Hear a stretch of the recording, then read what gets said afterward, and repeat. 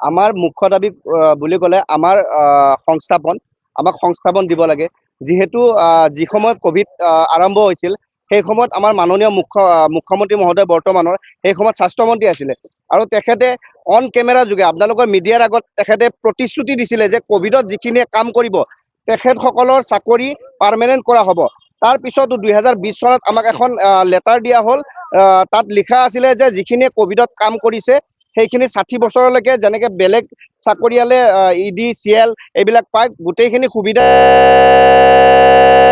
বছৰ উকলি গ'ল, সেইখনৰ কাৰ্যকৰী নহ'ল। আমি যোৱা 11 ছেপ্টেম্বৰত ইয়াত 11 দিন অনশন কৰিলোঁ, তাৰপিছতো চৰকাৰৰ গা নলৰিল।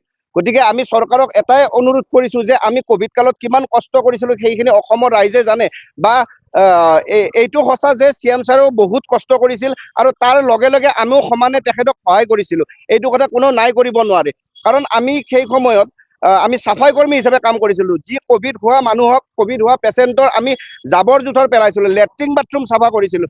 ইমান এটা নিকৃষ্ট কাম কৰাৰ পিছত সেইটো এটা আশাত কৰিছিলোঁ যাতে আমাৰ কিবা এটা ভৱিষ্যতৰ এটা সংস্থাপন হ'ব। ঘৰত আমাক মা দেউতাই কৈছিল যে বাবা নালাগে, ইমান এটা ভয়াৱহ ৰোগ বুলি আমি শুনি আছোঁ, নিউজ চেনেলবিলাকত প্ৰচাৰ হৈ আছে যে ক'ভিড এটা বহুত মহামাৰী ৰোগ।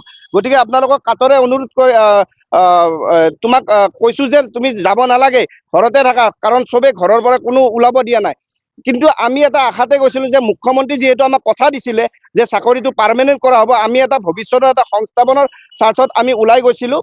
আৰু আমি তাৰ ফলত আমি ফলস্বৰূপে কি পালোঁ, আমাক এতিয়া নিবনুৱা কৰিলে। আমি আগতে কাম কৰি থকা যিবিলাক কাম কৰি আমি ঘৰখন চলাই আছিলোঁ, সেই কামবিলাকো আমাৰ গ'ল। এতিয়া আমি নিবনুৱা হৈ পৰিছোঁ। গতিকে আমি 3 বছৰে আন্দোলন কৰিলোঁ, আজিলৈকে ফল নাপালোঁ। এতিয়াও আমি আশাবাদী, আমাৰ মুখ্যমন্ত্ৰী মহোদয় হয়তো আমাৰ চকুত পৰা নাই চাগে। এতিয়া আমি আজিও এটা আহ্বানে কৰিছোঁ যাতে আমাক এবাৰ চকু মেলি চাই আমাক যাতে সংস্থাপন এটা দিয়ে ক'ভিড চাফাই কৰ্মীখিনি। ছাৰক অফিচত গৈছোঁ, আমাৰ যেতিয়া ক'ভিড শেষ হোৱাৰ পিছত যেতিয়া আৰোগ্য নিধিত পইচা এটা চৰকাৰৰ ফালৰ পৰা হেৰি কৰিছিল, আমি 10 টকা 20 টকা যেনেকে হওক আমি উঠাই কিনে আমি চৰকাৰৰ ঘৰত 20,000 টকা এটা মানে অনুদান আগবঢ়াইছিলোঁ। আৰু তাৰ লগতে আমি ছাৰৰ লগত কথাও পাতিছিলোঁ যে ছাৰ আমাৰ কামখিনি কি হ'ব। ছাৰে কৈছিল হ'ব, তোমালোকৰ কামখিনি হৈ যাব, তোমালোকে এটা ফাইল গোটেইখিনি ডকুমেণ্টছ জমা দিয়া হেল্থ মিনিষ্টাৰক। আমি জমাও দিছিলোঁ, তাৰপিছত আজিলৈকে একো খবৰ নাহিলে। আৰু আমি য'ত যেনেকে ছাৰক লগ পাইছোঁ তাতেই কৈছোঁ, কিন্তু ছাৰে কেতিয়াও নহ'ব বুলি কোৱা নাই আজিলৈকে, কৈছে হ'ব হ'ব আমি চাই আছোঁ, তেনেকেই কয় আজিলৈকে। আজিলৈকে যিমানখিনি মন্ত্ৰী বিধায়ক আমলা বিষয়া আছে আমি গোটেইখিনিক মেমৰেণ্ডাম আজি আন্দোলনৰ পিছত আন্দোলন বহুতবাৰ কৰিলোঁ 3 বছৰে, বা মুখ্যমন্ত্ৰী নিজেই কেইবাটাও টক শ্ব'ত আমালোকৰ ডেটা এখন বনাইছিলে বুলি অলৰেডি আপোনালোকৰ পৰাগ নিউজৰ এটা চেনেলৰ টক শ্ব'ত কৈছিলে। এনেকুৱা দৃষ্টান্ত আছে, আৰু বিভিন্ন সংবাদ মাধ্যমৰ যোগেদি কৈছিলে আমালোকৰ ডেটা বনাইছে, কিন্তু আজি ডেটা ক'ত বনাইছে আমি গম নাপালোঁ।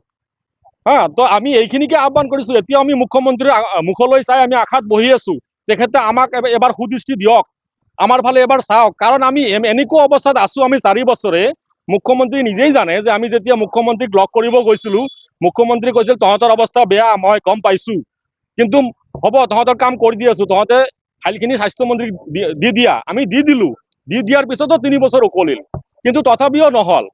সেয়ে মই মুখ্যমন্ত্ৰী মহোদয়ক আকৌ এবাৰ কৰজোৰে অনুৰোধ কৰিছোঁ, আপুনি চাওক, কাৰণ আমাৰ চাফাই কৰ্মীসকলৰ COVID-19 চাফাই কৰ্মীসকলৰ অৱস্থা বৰ বেয়া।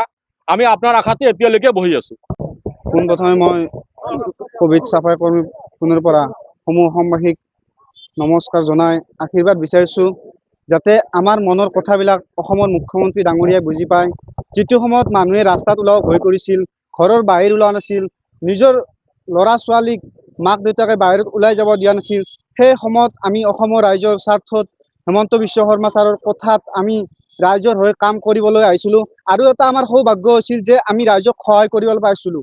কিন্তু আমাৰ দুখৰ বিষয় যে হিমন্ত বিশ্ব শৰ্মা ছাৰে যিটো আমাক প্ৰতিশ্ৰুতি দিছিল, সেইটো প্ৰতিশ্ৰুতি তেখেতে আজিলৈকে ৰাখিব পৰা নাই। আমি নাভাবোঁ যে ছাৰে দিয়া প্ৰতিশ্ৰুতি নাৰাখিব। ছাৰে যিমানখিনি প্ৰতিশ্ৰুতি দিছে তেখেতে বৰ্তমানলৈকে ৰাখি আছে, কিন্তু আমাৰ প্ৰতিশ্ৰুতিটো ছাৰে ৰাখিব বুলি আমি দৃঢ়তাৰে বিশ্বাস কৰোঁ। ছাৰে আমাৰ দাবী মানি ল'ব, আমি জানো।